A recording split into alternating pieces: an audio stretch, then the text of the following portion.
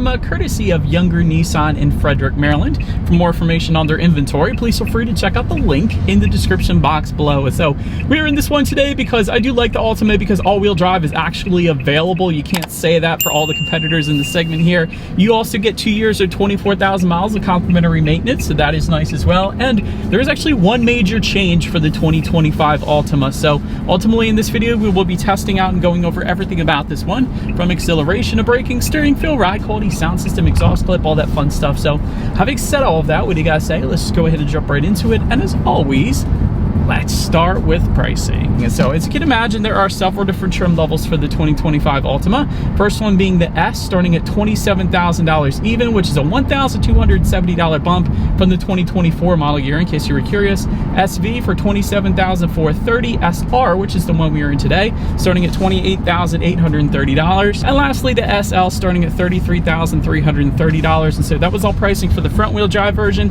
If you wanted to add all-wheel drive, you can do that. Simply add $1,500 then to any of those prices. But regardless of the trim level that you go with, the power plant is going to be the same. That's the big change for the 2025 model year. Last year there was a turbocharged engine available. This year there is not. So powering all trim levels is a 2.5 liter naturally aspirated inline 4-cylinder, putting out 188 horsepower at 6,000 RPM for the front wheel drive, slightly less, coming in at 182 horsepower for the all-wheel drive, 180 pound-feet of torque coming in at 3,600 RPM for the front wheel drive, 178 pound-feet of torque for the all-wheel drive. Power being sent to front wheels or all wheels through a CVT. 0 to 60 time coming in at approximately 7.4 seconds, with MPG numbers coming in at 27 in the city, 39 on the highway for the front wheel drive, 26 city, 36 then on the highway. Still impressive for the all-wheel drive, taking regular unleaded fuel. So but now, before we do any kind of fun acceleration tests, as we're sitting at this red light here, I did want to mention to you guys the driving mode. There is one driving mode. It is a sport driving mode, and it is hidden. It's actually this horizontal line located on the shifter, so it's kind of camouflage. You never would have known it's there, but it adjusts things like the shift points and the throttle response. So now that I've got all of that out of the way, what do you guys say? Let's go ahead and find a straightaway. Let's put the acceleration here to the test, and let's see how quickly we can get our new 2025 Nissan Altima here up to speed. All right, we do have it in that sport driving mode. Found our straightaway in 3, 2, 1, go. All right, instant acceleration, everything's flying. I like that. Dang, that's actually not that bad. I'm not sure you would really need the turbocharged engine, quite honestly, in terms of merging onto the highway. Like, this thing is plenty quick, and because it's not turbocharged, you don't have any of that turbo lag either. So quite honestly, I like the engine configuration in this thing. There's nothing wrong with that. But anyways, I'm gonna take it out of sport driving mode to go along with that acceleration. As always, braking is equally important. So up front, you will find 11.7-inch ventilated front discs. In the back, 11.5-inch solid rear discs. As far as that 6-0 stopping distance goes, that comes in at 120 feet. As far as the braking feel goes, since there's no one behind us, it's actually great. It feels like 120 feet. That is an excellent number. That's bordering on a sports sedan, so absolutely no issues there. Then touching on suspension and handling, up front you're going to get an independent strut type front suspension. In the back, independent multi-link rear suspension, front and rear stabilizer bars. In addition to that, with the SR trim that we have today, you'll also get a sport tune suspension, so you're going to feel a little bit more of the road, kind of tailored for better handling. But having said that, in my short little test drive here today, I don't have any issues with it personally. I can definitely tell you do feel more of the road, though. I will say that. So it's definitely a firmer ride than a non-SR trim level. I'll just put it that way. Then touching on cabin noise, we're going 50 miles per hour right now. This is the perfect test. Maybe a little bit of road noise, but again, nothing that would personally bother me. But the first thing I noticed when I got in this one, I want to mention, is the steering feel. It's definitely weighted on the heavier side of things, just like the Nissan Sentra. So I personally love the steering feel in the Altima. It's definitely a more playful, more enjoyable steering feel to this thing. So big fan of that. And touching on rear visibility, I can see 100% perfectly fine out of my rear view mirror, so definitely not going to have any issues there either. But that pretty much rounds out the performance segment of this review, you guys. Let's now go ahead and take a look at the exterior of our brand new 2025 Nissan Altima. All right, so here she is, you guys, the new 2025 Nissan Altima, finished in bluestone pearl. In case you were curious of our exact exterior color name that we have with us here, I think it looks dang good. Love it with the SR SR trim as well. But as always, let's go ahead and start with where the Altima is made. Taking a look at the VIN, first character is the number 1, indicating that the new Altima is built and assembled here in the US. But moving along to the front of this thing, chrome V-motion front grille will come standard. However, with the SR trim, you're going to get a black V-motion front grille with the dark chrome kind of accent to the side there. SR badging on the front grille as well with our particular trim level. LED headlights though do come standard on every single trim level across the board. You gotta love that. You also get the automatic feature and automatic high beams as well. So if you have your high beams on at night, that senses the vehicle coming in the opposite direction, it's gonna automatically dim them back to low beams. Then when that vehicle is gone, it's gonna automatically bounce it back up to high beams for you there. So a feature I personally use every single morning on my drive into my day job. So big fan of that one. But anyways, that pretty much rounds out the front end of this one. Let's now go ahead and swing around to the side. All right, so now since we are around to the side of the Altima, chrome belt line molding will come standard for all trim levels. You also have that floating roof line in typical Nissan fashion, found towards the C-pillar in the back there, separating the roof from the rest of the body. Matte black power adjustable side mirrors for the S trim level, body colored side mirrors for the SV and SL, and then gloss black side mirrors for our SR trim that we have with us here today. Also, the SL is going to give you integrated turn signals within those side mirrors. Just wanted to mention that too. Chrome door handles or body color door handles, depending upon the configuration that you go with. Then taking a look down at the wheel setup, 16-inch steel wheels with covers for that S, 17-inch machine finished alloys for the SV, and then 19-inch machine finished alloys for the SL and SR that you are currently looking at right now. But that pretty much rounds out the side profile. Let's now go ahead and swing around to the back. All right, so climbing into the snow to get this shot for you guys here, all the way to the top, body colored shark fin antenna. Just below that, there is a rear spoiler available. We don't have it with us here today, but I did want to mention that. Got the SR badging found in the upper corner there of the rear trunk. That's specific to our SR trim level, of course. And then just below it all, one of my favorite parts, dual exhaust outlets, but you will find chrome tips for the SR trim level only. So having said that, I do believe you guys know what we have to do next here.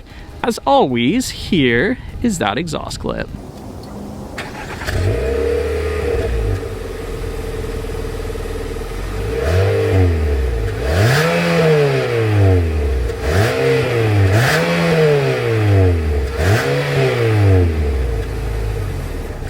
Alright, so now since we are around to the back of the Altima, when it comes to opening that rear trunk, there is a button on the key fob, and of course there is a button on the trunk itself then as well. But once opened up, cargo capacity comes in at 15.4 cubic feet. If that was not enough space, there is a 60-40 split, meaning the rear seats do fold down for quite a bit of extra space then if you needed it.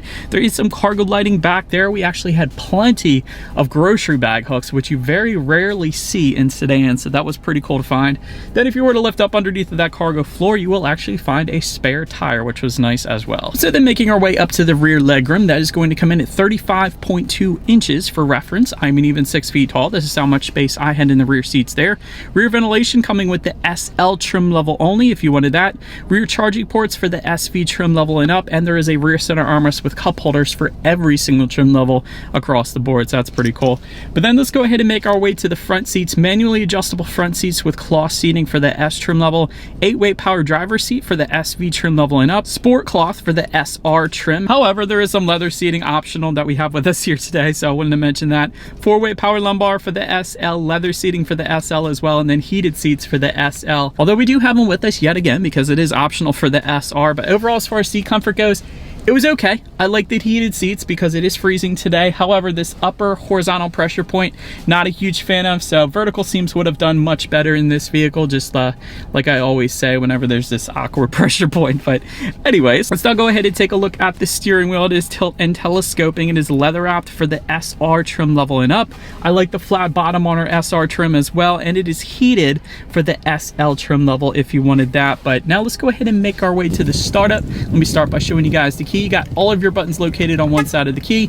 Nissan logo at the very top. You got lock, unlock, the button to pop the trunk, and then that circular button, that is actually your remote start, which, believe it or not, comes standard on every single trim level across the board. So you can warm this one up before you actually get inside on super cold days like today. So you gotta love that. But it is all keyless entry with a push button start for all trim levels yet again. So all I'm going to do here is simply put my foot on the brake and press that engine start button located just in front of the shifter. And so once started, start it up. As far as the gauges go, tachometers on your left, speedometers on your right. There is a digital screen front and center to control what is on there. There are some steering wheel mounted controls found on the left side of the steering wheel. Gives you things like a digital speedometer, your average fuel economy, trip A, trip B, how many miles you have left until you hit empty.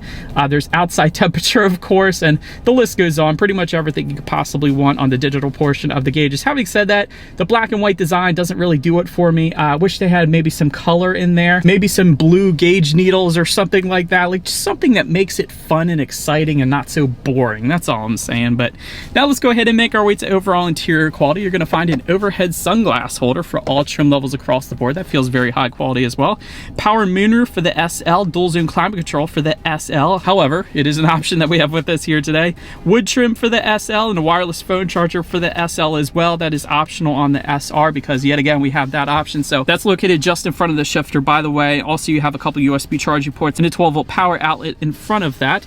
Just to the right of the shifter, you have a couple cup holders, and everything is surrounded by a nice gloss black finish, which I personally like. I know not everybody is a fan of that, but I personally think it looks a lot better and it's easy to clean as well. And then within the center armrest, there's actually a decent amount of storage in there, so definitely a big fan of that as well. So overall, actually don't mind the interior quality. There's a lot of gloss black finishes. I like the silver door handles as well. They could have left that matte black plastic, but they didn't. So overall, this certainly gets the job done. I don't have any issues. But now let's go ahead and make our way to the infotainment screen because it is going to differ depending upon the configuration that you go with. So for example, there is a 7-inch color touchscreen display coming with the S, 8-inch color touchscreen display coming with the SV, SR, and SL. And then the options I keep mentioning, they're part of what's called an SR Premium package. And that one actually gives you a 12.3-inch color touchscreen display. So a lot of different options there, but Bluetooth and audio streaming coming with that, of course, either way. Android Auto, Apple CarPlay, wireless Android Auto, Apple CarPlay for the SL, and this optional package that we have with our SR. Factory navigation system with the SL as well. You check out your driving statistics up there. And overall, as I am scrolling through the stations here, there is a little bit of a delay, but overall everything works pretty darn good, so definitely not too bad there. But of course, you also have your radio information available up there. So 6 speakers is going to come with the S, SV, and SR trims. However, for the SL trim, you will find a 9-speaker Bose sound system. So we do have the 6-speaker sound system with us here today. So let's go ahead and turn on the radio, see what we got playing today, and let's test out the clarity of this one. Alright, so one thing Nissan always does with their 6-speaker sound systems is they provide an incredible amount of bass. They do a wonderful job with that. However, with their 6-speaker sound systems, yet again, the clarity isn't always there, and that's the case with this one as well. So not the best clarity. Bass is pretty darn good. But last thing I wanted to mention to you guys on that infotainment screen is when you do put the Altima in reverse, you will find a rear view camera coming standard across the board. Not the highest quality rear view camera out there, but it certainly gets the job done, I suppose. And then with the SL, you actually also get a 360-degree monitor to go along with that, which is always going to lead us into safety. So let me first start with the very best part when it comes to safety. IIHS Top Safety Pick Plus. It does not get any higher of a rating in existence than that, so that's a heck of a start right there. Front side curtain airbags do come standard. You get driver and passenger knee airbags up front as well. In the back, you're going to have latch, aka lower anchors and tethers to children for the rear car seats, rear child door locks, tire pressure monitoring system, but also coming standard. Forward collision warning, autonomous emergency braking with pedestrian detection, blind spot monitoring system with rear cross traffic alert, reverse automatic braking, and rear parking sensors actually as well. So overall, when it comes to my final thoughts here of the Altima, excellent safety. I always have to start with that. Like I said, you can't beat an IIHS Top Safety Pick Plus, so heck of a start right there. The other thing I think is a really big selling point for this is the fact that all-wheel drive is available. You can't say that for every sedan either, so 100% big fan of that since I'm looking at snow right now. As far as room for improvement goes, I'll give you 2 things on that side as well. It's kind of a boring gauge cluster, and quite honestly, it's not just Nissan doing that with their Altima here. It's almost every manufacturer right now. Like back in the 90s and early 2000s, gauge clusters were fun. Like the actual face of the gauges were different colors, the needles of the gauges were different colors. Everything was more vibrant, I guess, but now everything's just black and white and boring. So anyways, that would be one thing. And then also ambient lighting, I think, would be nice as well to kind of spruce this thing up and make it a little more lively. But that pretty much rounds out this review, you guys. Thank you so much for watching. For